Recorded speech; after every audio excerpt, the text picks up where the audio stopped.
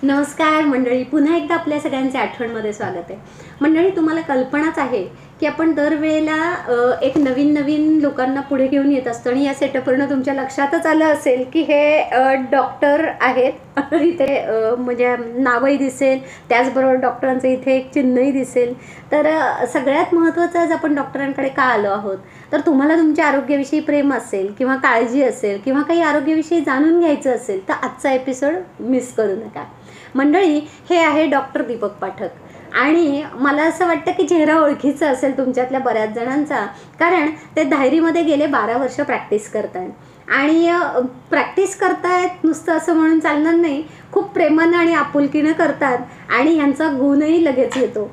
तर मंडळी, आज डॉक्टरांविषयी आपण त्यांच्याविषयी जाणून घेऊयात त्यांच्या शब्दातनं. डॉक्टर, थोडीशी माहिती करून देताल का तुमची? ठीक आहे. सर्वप्रथम धन्यवाद, थँक्यू. आठवण चॅनलनी आठवणीने माझ्याकडे येऊन इंटरव्ह्यू घेतला आजारी नसतानाही, त्यामुळे थँक्यू. माझं नाव डॉक्टर दीपक प्रकाश पाठक. मी सध्या 12 वर्ष झाले कन्सल्टिंग फिजिशियन म्हणून धायरीमध्ये प्रॅक्टिस करत आहे आणि माझी क्वालिफिकेशन्स आहेत BMS MD, दोन्ही महाराष्ट्र आरोग्य विज्ञान विद्यापीठाचे डिग्रीज आहेत. माझ्याकडे साधारणतः 12 वर्ष झालं मी इथे प्रॅक्टिस करतो आहे. आपल्या क्लिनिकला सगळे OPD कन्सल्टेशन, आयुर्वेद कन्सल्टेशन, बाकीचे जे इन्फेक्शस डिसीजेस, डायबिटीज, BP यांची आपल्या इथं ट्रीटमेंट होते आणि आपलं क्लिनिक एकमेव क्लिनिक आहे जे ISO सर्टिफाईड क्लिनिक आहे सिंहगड रोडवरती. कारण की OPD बेसिसवरती कधी ISO सर्टिफिकेशन लवकरात लवकर मिळत नाही, पण आपल्या क्लिनिकला मिळालेलं आहे आणि फुल वर्ल्ड क्लास स्टँडर्ड्स आपल्याकडे पाळले जातात त्यासाठी. आणि बाकीची जी काही आपल्याकडे आहेत ट्रीटमेंट्स वगैरे ते योग्यरित्या आणि योग्य दरात केले जातात.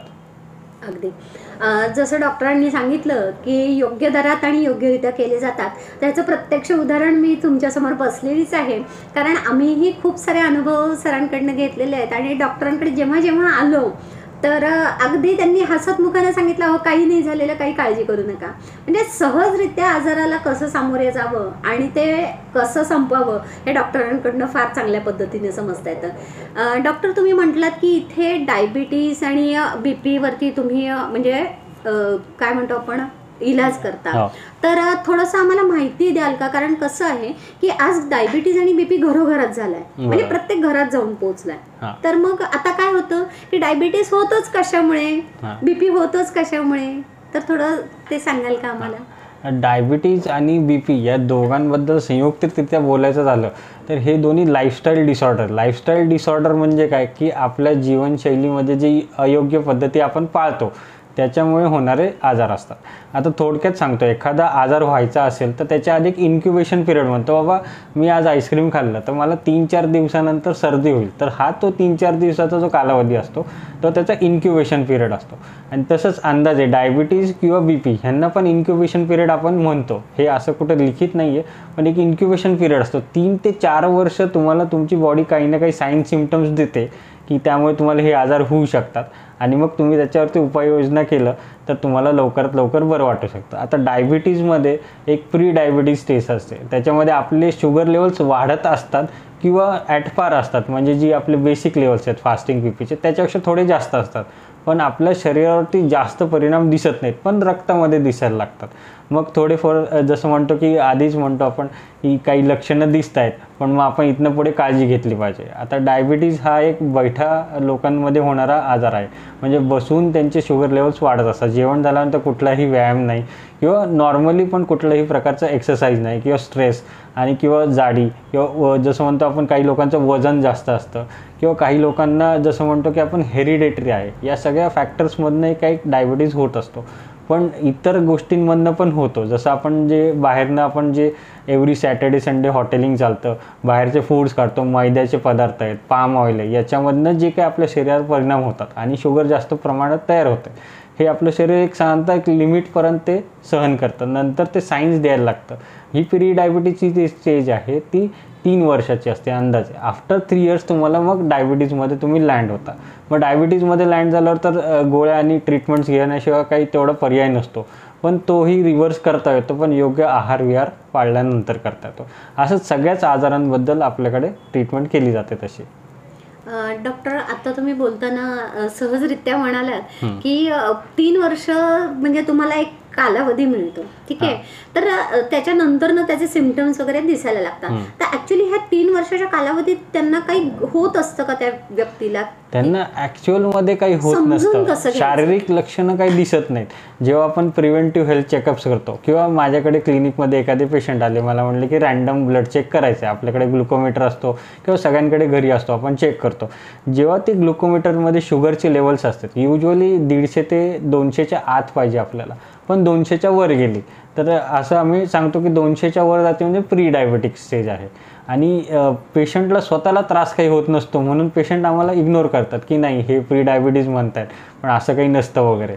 आणि मग जेव्हा हळूहळू एक्सरसाइज नाही किंवा योग्य आहार विहार नाही, हे सगळं जे कंटिन्युअस पुढे चालूच राहतं अजून 1-2 वर्ष, मग त्याच्यानंतर ती स्टेज येतेच डायबिटीजची. मग त्याच्यानंतर आपली बॉडी गिवअप करते की आता याच्यापुढे मी हँडल करू शकणार नाही, तेव्हा डायबिटीज डेव्हलप होतं.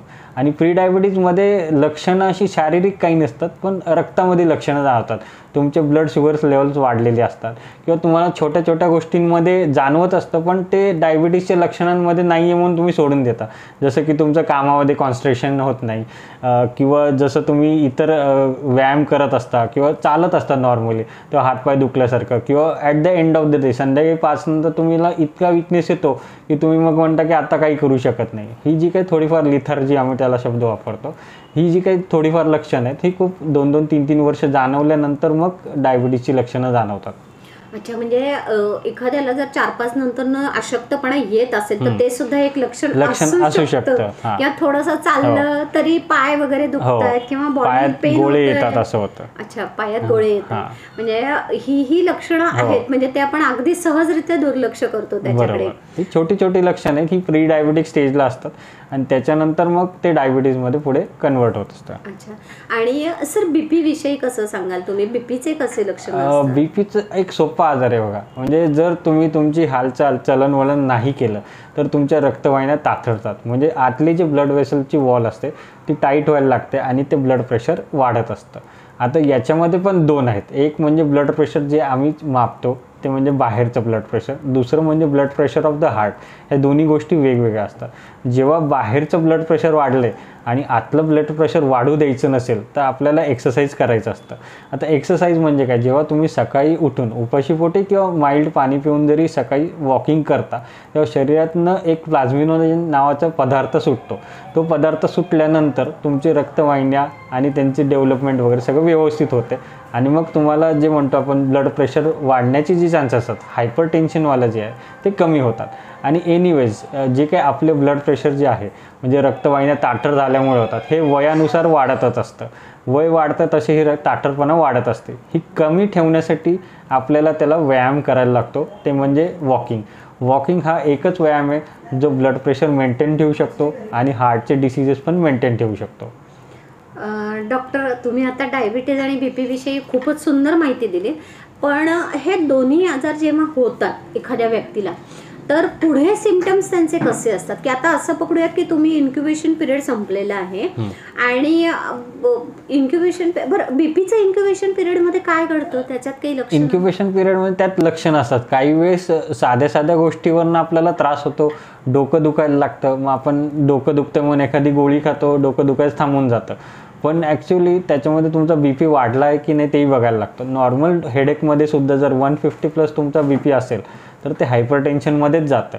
आणि हे सारखंच व्हायला लागलं की डोकं दुखलं की बीपी वाढते तर तुम्हाला बीपी होण्याचे चान्सेस जास्त असतात.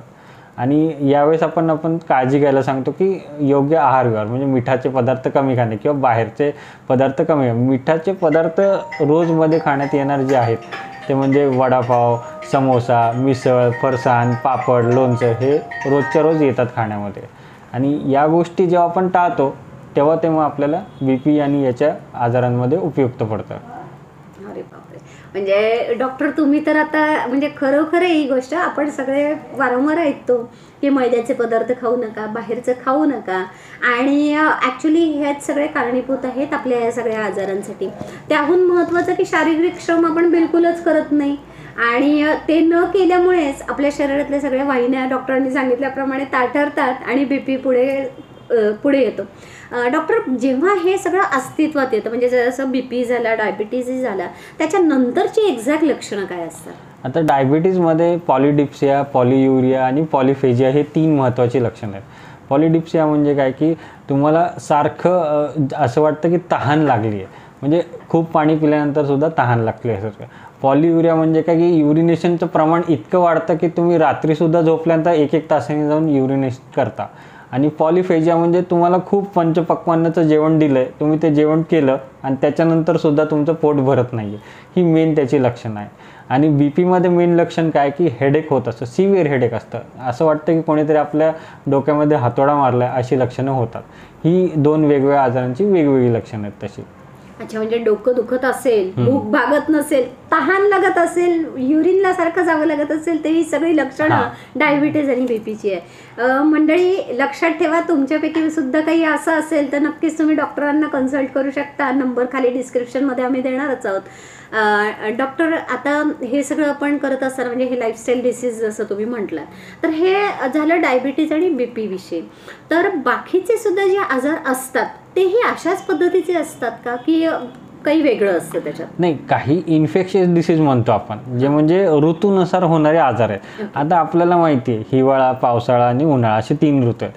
आता या पावसाळ्यात आपण विचार केला की बाबा हे खायचे नाही आहेत, तळलेले पदार्थ वगैरे, ते नाही खाल्ले तर ओके, खाल्लं किंवा अति प्रमाणात खाल्लं तरी तुम्हाला काही ना काही आजार होतं, उलटी, मळमळ, जुलाब, अपचन वगैरे होतं. आता सध्या उन्हाळा येणार आहे. उन्हाळ्यामध्ये आपण काय करतो की आपली बॉडी हायड्रेट राहण्यासाठी बाहेर पण जरी कुठं गेलो की मग बाहेरचे ज्युसेस वगैरे घेतो. आता बाहेर ज्युसेस जे मिळतात ते पल्पचे असतात, ते प्रॉपर फ्रूट ज्युसेस नसतात. फ्रूट ज्यूस असेल तर तुम्ही घेऊ शकता, काही प्रॉब्लेम नाही आहे. पण पल्पमध्ये कसं की ॲडेड शुगर असते आणि ते प्रिझर्वेटिव्ह ॲडेड असतात आणि ते थंड पाण्यात देतात, म्हणजे प्रॉपर बर्फाच्या पाण्यात देतात. ॲक्च्युली बर्फाचं पाणी काही तेवढं खास येत नसतं बाहेर, ते कुठून तरी तयार करूनच आणलेलं असतं. आणि हे सगळं मिक्सचर आपण एकत्र घेतो आहे आणि दिवसातनं 2-3 वेळा घेतो आहे. तर मग 3-4 दिवसात आपली बॉडी कुठंतरी आपल्याला त्रास देते, मग उलटी, मळमळ, इनडायजेशन होऊन मग जुलाब, मग गॅस्ट्रोसारखी लक्षणं येतात किंवा टायफॉईडसारखी लक्षणं येतात. ही उन्हाळ्यामध्ये होणारी आजार आहेत. आणि हिवाळ्यामध्ये आपण म्हणतो की बाबा गरम पाहायला पाहिजे, तसं नाही. त्याच्यामध्ये जर आपण आईस्क्रीम खाल्लं तर सर्दी, ताप, खोकला किंवा घसा बसणे, घसा खवखणे ही सगळी लक्षणं तेव्हा जाणवायला लागतात. ही त्या काळातली आजार. ऋतूनुसार होणाऱ्या आजारांचं इन्क्युबेशन पिरियड युजली 3 to 5 डेजच असतं.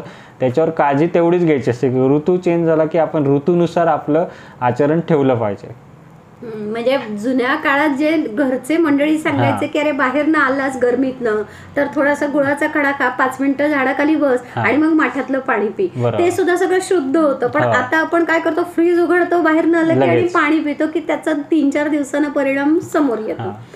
मंडळी, खरंच जुनी जी आपली पद्धत होती जगण्याची ती खूप उत्तम होती आणि त्याला आपणच सोडलंय म्हणूनच हे सगळे डिसीजेस पुढे आलेत. डॉक्टर, एक महत्त्वाचा प्रश्न मला इथे आज तुम्हाला विचारायचा आहे की आता डायबिटीज बीपी झालेत लोकांना, मेडिसिन्स चालू आहेत मागच्या काही वर्षांपासून, म्हणजे काही 3 वर्ष, 5 वर्ष, 10 वर्ष, हे रिव्हर्स करता येतं का? रिव्हर्स करता येतं. बी पी तर 100% रिव्हर्स करता येतं, कारण की बी पीला तुम्हाला मी सांगितलं ह्याचं प्रमुख आहे की लाईफस्टाईल डिसऑर्डर. तुम्ही तो व्यायाम केला नाही आहे म्हणून तुम्हाला हा आजार झाला आहे. तो जर व्यायाम इथून पुढे तुम्ही करायची ॲश्युरिटी दिली तर बरेच लोकांचे बी पीचे गोळे बंद होतात.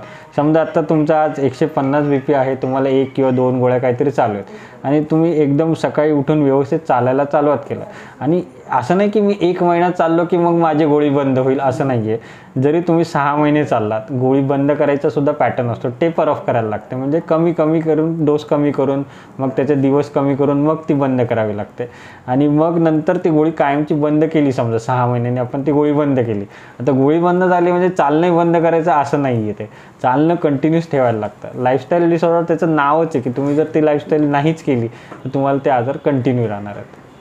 डॉक्टर, तुम्ही आता बीपी विषयी म्हटलं, तसं डायबिटीजचंही रिव्हर्स होऊ शकतो का? होऊ शकतो. डायबिटीज पण रिव्हर्स होऊ शकतो. डायबिटीजमध्ये तुम्ही लक्षात घ्या काय की आपण जे काही अन्न खातो आहे त्याच्यातली जी शुगर आहे ते आपले शरीर पचवू शकत नाही. टाईप 1 आणि टाईप 2 असे 2 प्रकार असतात. टाईप 1 म्हणजे त्यांचा प्रॉब्लेम काय असतो, त्यांच्या बॉडीमध्ये इन्सुलिनच बनत नाही आहे, त्यांना इन्सुलिन बाहेरून घ्यावं लागतं. हा जो प्रकार आहे टाईप 1, याला रिव्हर्स नाही करता येत. आणि टाईप 2ला करता येतं. टाईप 2 हा 90% लोकांना होणारा डायबिटीज आहे. त्याच्यामध्ये आपल्याकडे इन्सुलिन बनतं आहे पण आपण त्याच्यानुसार वागत नाही आहे. आता इन्सुलिन काय तुम्हाला मी सांगतो. इन्सुलिन एक हॉर्मोन आहे. त्या त्याचंसुद्धा बाबा ऑफिस पॅटर्न आहे की बाबा मी सकाळी 9ला जरी काम चालू केलं तर मी 5 वाजेपर्यंत काम करणार. आता आपण कोणत्याही व्यक्तीला एखाद्याला ऑफिस टाईमनंतर वर्कलोड दिला तर तो एक दिवस त्याची एफिशियन्सी कमी करतो. तसंच आपण आता तसं जर बघितलं की आधीच्या काळामध्ये जी काही जेवणाची वेळ होती आपली सकाळी 6-7 आणि संध्याकाळी 5-6, म्हणजे संध्याकाळी सूर्यास्त झाल्यानंतर आपण जेवायचोच नाही आधी आणि सूर्योदयानंतर जेवण करायचो. ह्या ज्या पद्धती होत्या ह्या खूप नॅचरल होत्या आणि याच्यानुसारच इन्सुलिनचं बायोरिदम बनलं आहे. समजा इन्सुलिनला तुम्ही सारखंच संध्याकाळी 6 नंतर जेवण देताय, तो 1 दिवस काम करेल, 2 दिवस काम करेल, मग त्याच्यानुसार त्याचं इन्सुलिन रेझिस्टन्स वाढत जातं, म्हणजे त्याची एफिशियन्सी कमी होत जाते. एफिशियन्सी कमी झालं काय की तुम्ही जेवताय रात्री 6 नंतर वगैरे, किंवा काही वेळेस आपल्याकडे तर बरेच म्हणजे इंडियामध्ये आपल्या पद्धत आहे रात्रीच भरपूर जेवतो आपण, सकाळी जेवत नाही. ते उलटं केलं पाहिजे, सकाळी भरपूर जेवलं पाहिजे, रात्री वाटलं 6 नंतर कमीत कमी जेवलं पाहिजे, म्हणजे इन्सुलिन रेझिस्टन्स होणार नाही आणि डायबिटीज जितका लांबवता येतो तितका लांबवता येतो. आणि एक्सरसाइजबद्दल एक सांगायचं, एक्सरसाइज फक्त सिम्पल वॉकिंग एक्सरसाइज जरी केलं रोजचं 45 मिनटं हे पण खूप आहे. आता थोडकं सांगायचं गेलं म्हणजे आपल्या महाराष्ट्रामध्ये लाडकी बहीण योजना चालू आहे की बाबा बहिणींना आपण काही ना काही एक अमाऊंट देतो. पण ॲक्च्युली काही परदेशांमध्ये, म्हणजे मी नाव घेत नाही आता कुठल्या परदेशात, जर तुम्ही एक्सरसाइज केली, तुम्ही हेल्दी जेवढे राहाल तर तुम्हाला तिथं फिट असल्याचा एक वेगळा भत्ता मिळतो. तसं आपल्या भारतात सुरू करण्याचं आता गरजेचं आहे, कारण की आता जर नाही सुरू केलं तर अजून पुढे आजार वाढत जातील. असं खूप छान सजेस्ट केले डॉक्टर. आज तुम्ही म्हणजे या माध्यमातनं एक खूप उत्तम असा पर्याय सजेस्ट केलेला आहे की खरी गोष्ट आहे हे घडणं गरजेचं आहे. जर तुमच्यापैकी कोणी असेल तिथंपर्यंत पोहोचवण्यासारखं तर नक्कीच हा तुमचा संदेश पोहोचवा, कारण ही गरज आहे काळाची. अन्यथा लोक सगळे मेडिसिन्समध्येच पैसे घालवतील. मेडिसिन्समध्ये पैसे जातातच ॲक्च्युली, कारण की जर तुमचे हेल्दी लाईफस्टाईल पाळली तर कमीत कमी मेडिसिन्स लागणार. एनिवेज जेव्हा काही वेळ येतेच आम्हाला मेडिसिन्स वापरायलाच लागतात तेव्हा ठीक आहे, काही प्रॉब्लेम नाही. काही वेळेस स्टेरॉइड्स पण वापरायला लागतात लवकर बरं वाटण्यासाठी, पण आम्ही ते सुद्धा एक लिमिटेड पिरियडसाठी देतो. आता माझा एक अनुभव सांगतो. आता सर्दी ताप खोकला आहे, एखादा पेशंट आला बाबा यावेळेस माझ्याकडे, सर्दी ताप खोकल्याचे मेडिसिन्स घेतले, 3-4 दिवसात ते बरे झाले, पण 3-4 महिन्यांनी काही ना काही कारणास्तव त्यांना सर्दी ताप खोकला झालेला असतो. तर मग ते माझ्याकडे येत नाहीत, ते तीच चिठ्ठी घेऊन मेडिकलमध्ये जातात आणि त्यांच्याकडनं OTC होते, डायरेक्ट तेच मेडिसिन घेतात आणि ते घेतल्यानंतर 3-4 दिवसानंतर परत माझ्याकडे येतात आणि मला म्हणतात की हे गोळ्या तुम्ही तेव्हा दिल्या होत्या तर तेव्हा बरं वाटलं होतं, आत्ता बरं वाटलं नाही. मग तेव्हा ते समजायला लागतं, अरे तेव्हा त्या वेगळ्या कारणानुसार सर्दी ताप खोकला झालता, आत्ता वेगळ्या कारणानुसार आहे. तर दोन्ही वेळेसची वेगळी औषधं असणार आहे, दोन्ही वेळेसचं टाईम पिरियडसुद्धा वेगळं असतं. म्हणजे उन्हाळ्यातली सर्दी आणि हिवाळ्यातली सर्दी ही दोन्ही वेगळीच असणार आहे. तीच मेडिसिन कशी चालणार ना त्यासाठी. अरे बापरे, म्हणजे फारच आत्ताचा अनुभव डॉक्टरांनी फारच विचित्र सांगितलं आहे. मंडळी तुम्ही सुद्धा असं जर करत असाल की आधी दिलेल्या प्रिस्क्रिप्शनवरती पुन्हा जाऊन मेडिसिन्स घेऊन येत असाल तर असं नक्कीच करू नका, कारण याचा त्रास तुम्हालाच होणार आहे. कारण तुमचा जो पिरियड आहे म्हणजे ज्याच्यामध्ये 3 दिवसात तुम्हाला बरं वाटणार आहे त्याच्याऐवजी पुन्हा जास्त स्ट्रॉंग मेडिसिन्स डॉक्टरांना पुन्हा द्यावे लागणार आहेत. तर तसं न करता एकदा कन्सल्ट करा, कारण मेडिसिन आपल्या बॉडीमध्ये जातात आणि हे अँटीबायोटिक्स बॉडीमध्ये जाणार, जास्त दिवस अँटीबायोटिक्स घ्यावे लागणार जे आपल्या बॉडीला गरजेचे नाही आहेत. तर डॉक्टरांच्या सल्ल्याशिवाय कृपया कुठलेही मेडिसिन्स घेऊ नका, ही विनंती करते मी सगळ्यांना. ऑलवेज ॲडवायजेबल आहे, डॉक्टरांशिवाय मेडिसिन घ्यायचंच नाही ना, तुम्ही घ्यायचं ना मेडिकलवाल्यांनी पण ते दिले नाही पाहिजेत. त्यांनी सांगितलं पाहिजे की तुम्ही डॉक्टरांना कन्सल्ट करूनच घ्या, कारण की आपल्या भारतात तेवढी पद्धत आहे की मेडिसिनवाले पण ते देऊन टाकतात मेडिकलमधून, जा बाबा 2 दिवसात बरं होईल. अरे बापरे. आणि हा अनुभव सगळ्यांना मला वाटतं तुमच्यातल्या बऱ्याच लोकांनी असं केलंही असेल, तर कृपया असं करू नये ही विनंती. डॉक्टर, आज आपल्याशी बातचीत करताना मला म्हणजे ह्या गोष्टी लक्षात आल्या की आता युजली होणारा डायबिटीज बीपीवरती आपण बोललो, व्हायरल होणारं म्हणजे जे काही ऋतूनुसार होणारे आजाराबद्दल बोललो, पण असा काही तुमच्या म्हणजे आत्ताच्या प्रॅक्टिसमध्ये असा काही आजार आहे का की जो तुम्हाला लोकांना सांगावं असं वाटतं की ज्याची काळजी घ्यायला हवी प्रेक्षकांनी? असं काही आजार नसतो, पण ॲक्च्युली कुठला आजार होऊ नये म्हणून आपली इम्युनिटी व्यवस्थित पाहिजे. इम्युनिटी व्यवस्थित राहण्यासाठी खूप काही हाय फंड औषधं वगैरे आहेत असं नाही, निसर्गानेच आपल्याला ते औषध दिलेत. 2 वेळचं जेवण करायचं आणि रात्री ॲटलिस्ट 8 तासाची झोप पाहिजे. आणि जसं म्हणतो की बरेच लोक रात्री फोन किंवा मोबाईल हे चालवतात किंवा त्यांच्या जवळ घेऊन झोपतात, ते रेडिएशनसुद्धा आपली इम्युनिटी कमी करतात. म्हणजे मला तर काही होत नाही, मी इतके वर्ष झालं मोबाईल वापरतो आहे, मी खिशातच ठेवतो, हार्टच्या जवळच ठेवतो. मोबाईल ही गोष्ट फक्त कम्युनिकेशनसाठी आहे, स्वतःसोबत घेऊन फिरण्यासाठी नाही आहे. तुम्ही जिथे जाल, ऑफिसमध्ये जाल, थोडंसं दूर अंतरावर ठेवायचं, कारण की इम्युनिटी कमी करणारे फॅक्टर्स खूप जास्त आहेत आणि वाढवणारे फॅक्टर्स आपण खूप कमी करतो.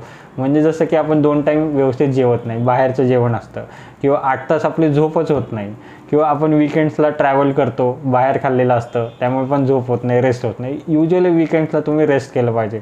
वीक ऑफ त्याच्यासाठीच दिलेलं असतं की सुट्टी घेऊन आराम केला पाहिजे बॉडीने. आणि जी काही ही सगळी आहे पद्धत, म्हणजे तुमची जी काही आपण जेवण करतो हे सगळे नॅचरल पाहिजे. म्हणजे प्रोसेस्ड किंवा कॅन्ड फूड्स नाही घ्यायचे, जे म्हणजे पाकिटातले पदार्थ आहेत ती सगळी पाम ऑइलमध्ये बनवले असतात. म्हणजे आजकाल आपल्याकडे जी चॉकलेट्स भेटतात, म्हणजे नावं तर नाही घेत, ती सगळी पाम ऑइलची बनलेली असतात. आणि त्या एका चॉकलेटमध्ये किंवा त्या एका म्हणजे फ्रुटीमध्ये, जी 10 ग्रामची छोटीशी फ्रुटी असते, त्याच्यामध्ये सुद्धा 200-250 शुगर असते. आणि आपल्या 5-5, 6-6 वर्षाच्या मुलांनी ते दिवसातनं 3-3 संपवलेले असतात. म्हणजे विचार करा, 600-700ची शुगर तो आत्ताच घेतो आहे आणि पुढे 30 वर्षाचं होईपर्यंत किती शुगर घेणार. मग आत्ता जे आजार, आधी काही काळात व्हायचं की बाबा 40-50 नंतर BP डायबिटीज व्हायचे, आत्ताच्या नजीकच्या काळात ते 30-35 लावतात. पुढे चालून 20-25ला पण ते आजार होऊ शकतात. म्हणून खाण्याच्या पद्धती ज्या आहेत त्या थोडं चेंज केल्या पाहिजे. आपण बाहेरचे फूड किंवा प्रोसेस फूड्स नाही खाल्ले पाहिजे, जेणेकरून आपली इम्युनिटी कमी होणार नाही किंवा आपल्या बॉडी सिस्टीमला तो त्रास देणार नाहीत. डॉक्टर, तुम्ही आता बोलताना रेडिएशन्सविषयी बोललात, तर ॲक्च्युली रेडिएशनविषयी म्हणजे हा आता कॉमन विषय झाला आहे. लोकांना हे पटणं फार मोठी मुश्किल गोष्ट आहे की अगदी झोप लागून जाते पण तो मोबाईल हातात किंवा छातीवरती असतो. तर असे पण काही पेशंट्स तुम्हाला आता बघायला मिळत आहेत का? हो, बरेचसे पेशंट्स असतात म्हणजे ज्यांना हे रेडिएशनचा त्रास आहे हे आम्ही सांगू शकत नाही की बाबा तू हे सारखं रात्रभर मोबाईल वापरतो, किंवा आता आपल्या सगळ्यांच्या घरी वायफाय असतो, वायफाय पण रात्रभर आपण चालू ठेवतो.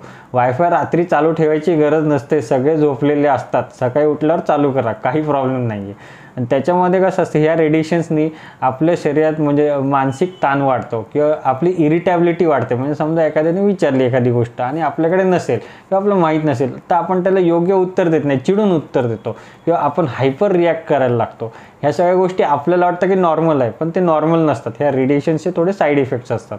आणि मग काही वेळेस जसं समजा हातातच मोबाईल घेऊन झोपलो, हात आखडून बसलाय, मग तिथल्या नसांवरती पण परिणाम होतो. या सगळ्या गोष्टी पुढे होत जातात. अच्छा, म्हणजे बॉडी स्ट्रक्चरमध्ये सुद्धा चेंजेस होतात मोबाईलमुळे. आणि रेडिएशन्स तर घातकच आहेत ते. हो, पण आणि स्विचेस सुद्धा ऑन असतात रात्रीचे, स्विच ऑन असतात, वायफाय ऑन असतो, सगळ्या गोष्टी असतात. आता AC पण आपण, आता उन्हाळा आलाय, आपण AC वापरतो. ACचं टेम्परेचर ॲटलिस्ट 26 ते 27 ठेवायचं. किती मोठी रूम असली तरी 26-27 रूमवरती ते थंड होतं. आपण काय करतो, एकदम चिल करायला जातो, 20 डिग्रीवरती ठेवून टाकतो, एकदम चिल करतो. मग असं केल्यामुळे छातीचे आजार वाढतात, म्हणजे सर्दी खोकला किंवा ॲलर्जिक ब्रॉन्कायटिस म्हणतो. आता आपण म्हणतो की मी तर कुठेच गेलो नाही 10 दिवस घराच्या बाहेर, मी घरी AC लावून बसतो, सगळं करतो, पण ते ACचं टेम्परेचरच इतकं चिल केलं आहे की तुमच्या शरीरातले जे काही बॅक्टेरिया त्याच्यावरती हवा येऊन मग ते इन्फेक्शन तयार करू शकतात. म्हणजे थोडक्यात पुन्हा लाईफस्टाईलवरच आलो आपण. हो, मंडळी, लाईफस्टाईल पासूनच सुरू केलं डॉक्टरांनी आणि पुन्हा तिथेच आलो आम्ही. याचा अर्थ आज आपल्या प्रत्येकाच्या आयुष्यामध्ये लाईफस्टाईलमुळेच खूप सारे आजार होत आहेत. आणि डॉक्टरांनी वारंवार आपल्याला बजावलेलं आहे की लाईफस्टाईल तुमचं बदलल्यामुळे, जसं पॅक फूड खातोय आपण किंवा जेवणाच्या वेळा आपल्या व्यवस्थित नाही आहेत, सूर्यास्ताच्या आधी आणि सूर्य उगवल्याच्या नंतरनं, हे जे आपल्याला मधल्या काळात जेवायचं आहे हे आपण बिलकुल पाळत नाही आहे. आणि म्हणूनच आपल्याला वारंवार कुठल्या ना कुठल्या आजारांना किंवा प्रॉब्लेम्सला सामोरे जावं लागतं. आजच्या या भेटीतनं आम्हाला हेच तुमच्यासमोर आणायचा आम्ही प्रयत्न केला आणि डॉक्टरांनी ते व्यवस्थित पद्धतीने समजावून सांगितलेलं आहे. तरी देखील तुमच्या मनात कुठल्याही प्रकारचा प्रश्न असेल किंवा कुठल्याही वेगळ्या आजाराविषयी जाणून घ्यायचं असेल किंवा काही कन्सल्टेशन करायचं असेल तर डॉक्टरांना तुम्ही नक्कीच कन्सल्ट करा. डॉक्टरांचा नंबर आणि तेही एक यूट्यूबर आहेत, इव्हन बाकी सगळे त्यांचे फेसबुक वगैरे चॅनल आहेत, तर इथे तुम्हाला त्यांचे स्कॅन कोडही दिसतील. तर मंडळी नक्कीच जा, तिथे सबस्क्राईब करा आणि त्यांचे सगळे व्हिडिओज देखील तुम्ही बघा. विविध माहिती तुम्हाला त्याच्यामधनं मिळणार आहे. तर डॉक्टर, आज तुमच्याशी बोलून मला अतिशय आनंद झाला. त्याचं कारण असं आहे की ही सर्वसामान्यांच्या मनात असणारे सगळे प्रश्न आज आपण घेतलेले आहेत. ठीक आहे. आणि ह्याच्यापेक्षा वेगळं काही लागणार असेल तर तुम्ही प्रेक्षकांना नक्कीच मदत कराल. याच्यात एकच आहे की आपली लाईफस्टाईल कधीही चांगली ठेवली तर आपल्याला कमीत कमी आजार होतील. आजार होणार आहेत, काही इश्यू नाही आहे, पण ते कमीत कमी आणि कमी तीव्रतेचे झाले तर त्रास स्वतःलाच कमी होईल. तसं डॉक्टर, हे जे रेडिएशन्स विषयी आपण आता बोलत होतो त्याच्यामध्ये काही ब्रेनचे पण काही आजार होतात का? हां, ब्रेनचे काही आजार होतात. ॲक्च्युली रेडिएशन्स आता काही लोकांचं तर कम्प्युटरवरती काम असतं, कंटिन्युअस त्यांना फोनवरती बोलावं लागतं वगैरे, त्यांना पण बफर टाईम असतो की एक ब्रेक घ्या 1-2 तास वगैरे, पण ते नाही केलं समजा त्यामध्ये पण इतर आपली पर्सनल कामं करत बसतो. ब्रेनचे काही सुरुवातीचे आजार असतात, म्हणजे एपिलेप्सी म्हणजे फिट्स येणं वगैरे. फिट्स येतात काही लोकांना लहानपणी वगैरे, काही असं वाटतं की फिटचा आजार होता पण नंतर तो क्युअर झाला, तो तेवढ्यापुरता क्युअर झाला आणि परत आला नाही असं नाही होत. मग आता मोठं झाल्यानंतर कुठल्या तरी वयात अचानक त्यांना फिट्स येतात. तर ह्या गोष्टीत रेडिएशनचा खूप मोठा हात असतो त्याच्यामध्ये. अच्छा, म्हणजे रेडिएशन्समुळे फिट येऊ शकतात? हो, येऊ शकतं. ओके, हे नवीनच होतं माझ्यासाठी देखील. म्हणजे रेडिएशन्समुळे बरेच विविध प्रकार होतात. हार्ट अटॅक सुद्धा होऊ शकतो? हार्ट अटॅकचं तेवढं अजून असं काही सायंटिफिकरित्या नाही प्रूव्ह झालंय, पण परिणाम होतो हार्टवरती पण, त्याच्या फंक्शनॅलिटीवरती पण परिणाम होतो तसा. खूपच. मी पुन्हा एकदा डॉक्टरांचे आभार मानते, कारण त्यांनी अमूल्य वेळ इथे घालवलात. आणि मंडळी, म्हणजे मला खरोखर त्यांचे मनापासून आभार मानावेसे वाटतात, कारण त्यांनी आम्हाला खूप इथे सहकार्य केलं आहे. आजचा हा व्हिडिओ करण्यासाठी डॉक्टरांचा खूप मोठा हात आहे आणि त्यांनीच हे आम्हाला मदतही केलेली आजचा व्हिडिओ तयार करण्यासाठी. डॉक्टर, मी मनापासून तुमचे आभार मानते. आणि आठवण चॅनलवरती जर तुम्हाला काहीही महत्त्वाचा संदेश द्यायचा असेल किंवा महत्त्वाची गोष्ट काही सांगायची असेल किंवा एखादा आजार पुढे काही तुम्हाला हे करायचं असेल तर नक्कीच आम्हाला तुम्ही कॉल करा. आम्ही इथे येऊ, तुमचा व्हिडिओ शूट करू आणि प्रेक्षकांना नवनवीन माहिती देण्यासाठी तुमची मदत आम्हाला हवीच आहे. डॉक्टर, चालेल, नक्कीच, काही प्रॉब्लेम नाही. नमस्कार मंडळी. थँक्यू.